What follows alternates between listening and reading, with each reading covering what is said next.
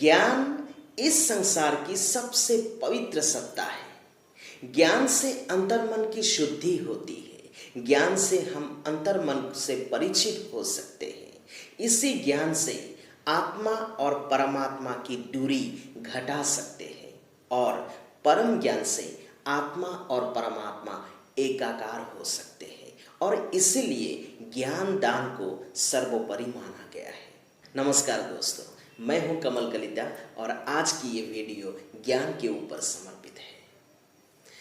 ज्ञान रहित और ज्ञान युक्त दो अवस्थाएं होती है और ये दोनों अवस्थाओं की जो अनुभूति होती है, दोनों में जमीन आसमान का फर्क होता है।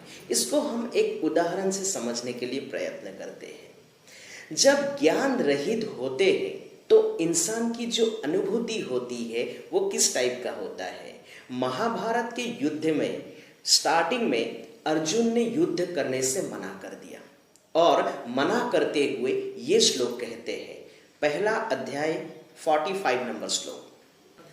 अहो बत महत् पापम कर्तुम व्यवसिता वयम यत्राज्य सुख लोभ्यन हंतुम स्वजनम मुध्यता। इस श्लोक का अर्थ है कि हम कितना महान पाप करने के लिए जा रहे हैं, जो राज्य और सुख भोगने के लिए हम अपने ही स्वजनों को मारने के लिए उद्धत हो रहे, हम तैयार हो रहे हैं। और आगे के श्लोक में कहते हैं कि यदि मां प्रीतकारम शस्त्रम शस्त्रपाणायः धर्तराष्ट्र रणेहन्युस् तन्मे क्षमकारम भवेत्। इस श्लोक का अर्थ है, यदि मुझ जैसा निहत्थे अस्त्र रहित को अस्त्र सहित धृतराष्ट्र के पुत्र मुझे मार भी दे तो ये मेरे लिए क्षेमतरम यानी कि ये परम कल्याणकारी होगा। तो देखिए किस टाइप की बातें कर रहे हैं। ये कब की स्थिति है? जब ज्ञान प्राप्त नहीं हुआ था। और ये सारी दलीलें सुनने के बाद भगवान द्वितीय अध्याय के 11वें श्लोक से अर्जुन के द्वारा हम सबको गीता ज्ञान देना शुरू करते हैं और गीता ज्ञान देते देते 18वें अध्याय पहुंच जाते हैं। 18वें अध्याय में जब अर्जुन को पूरी तरह से गीता ज्ञान समझ में आ जाता है, ये परम गुह्य ज्ञान समझ में आ जाता है, तब वो खुद 73 नंबर श्लोक पे बताते हैं। नष्टो मोह स्मृतिर्लब्धा तत्प्रसादन् मयार्जुन स्थितो अस्मि गत संदेह करिष्ये वचनम तव।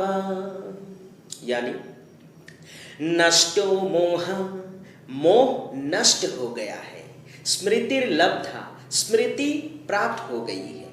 यहाँ स्मृति का अर्थ है ज्ञान, यानी कि मोह नष्ट हो गया है, मुझे ज्ञान प्राप्त हो गया है। तत्प्रसादन् मयाच्युत है अच्युत, आपकी कृपा से, हे भगवान आपकी कृपा से मेरा मोह भंग हो चुका है, मुझे ज्ञान प्राप्त हो गया है। और आगे कहते हैं स्थितो अस्मि गत संदेह। स्थितो अस्मि गत संदेह यानी कि मैं संदेह रहित होकर स्थित हो गया हूँ, दृढ़ हो गया हूँ, यानी कि निश्चय कर चुका हूँ। मेरी मंजिल जो है वो बिल्कुल साफ साफ मुझे दिखाई दे रहा है। और आगे कहते हैं करिष्ये वचनम तव, यानी कि हे भगवान हे अच्युत, अब मैं आपकी आज्ञा का पालन करूंगा। और भगवान क्या कहते हैं? भगवान युद्ध करने के लिए आज्ञा देते हैं। और ये युद्ध जो है सुख या राज्य भोग के लिए नहीं है, अधर्म को हटा के धर्म की प्रतिष्ठा के लिए युद्ध करने के लिए देते हैं। तो ये देखिए, एक तो क्या है, एक अवस्था ये है कि ज्ञान होने से पहले ज्ञान रहित अवस्था में ये कहते हैं कि हम कितना महान पाप करने के लिए जा रहे हैं, जो राज्य और सुख भोगने के लिए हम अपने ही स्वजनों को मारने के लिए जा रहे हैं। और आगे क्या कहते थे कि मुझ जैसा निहत्थे अस्त्र रहित को धृतराष्ट्र के पुत्र अस्त्र सहित मुझे मार भी दे तो मेरे लिए ये क्षमतारम यानी कि परम कल्याणकारी होगा। और यही अर्जुन ज्ञान प्राप्त होने के बाद 18वें अध्याय में क्या कहते हैं कि मेरा मोह भंग हो चुका है, मेरा मोह भंग हो चुका है, मैं दृढ़ हो चुका हूं, मुझे ज्ञान प्राप्त हो गया है, अब मैं आपकी आज्ञा का पालन करूंगा। तो बिल्कुल डिफरेंट बातें हैं। जो ज्ञान रहित अवस्था में है वो ज्ञान युक्त अवस्था में नहीं है। तो इसीलिए ज्ञान को सर्वोपरि माना गया है। तो इसी ज्ञान को कविता में उतारने के लिए एक छोटा सा प्रयास किया है, सुनेगा जरूर। ज्ञान की तरह पवित्र हो तुम, ज्ञान की तरह पवित्र हो तुम, रोशनी की तरह उज्जवल स्वच्छ नित्य नहीं हो तुम। ज्ञान की तरह पवित्र हो तुम, रोशनी की तरह उज्जवल स्वच्छ नित्य नहीं हो तुम। थके हारे मन में भी प्रेरणा का स्रोत हो तुम, जीवन जीने का आधार एवं सपनों का साकार हो तुम। तुम्हारी मुस्कुराहट जैसे कोई तीर्थ स्थान, तुम्हारी सलाह जैसे कोई समाधान, आनंद जैसे सुबह की पहली किरण में खिलता हुआ कोई बाग है।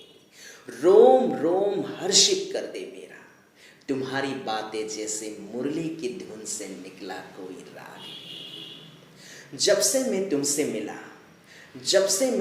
मिला मैं ना रहा, जब से मैं तुमसे मिला मैं ना रहा, तुम्हारी आत्मा में घुल के तुम्हारा एक अंश बन गया। नेत्रों के द्वार से रूह एकत्र हो जाती है, नेत्रों के द्वार से रूह एकत्र हो जाती है। तेरी सहूलियत से मेरा मन इत्र पवित्र हो जाता है।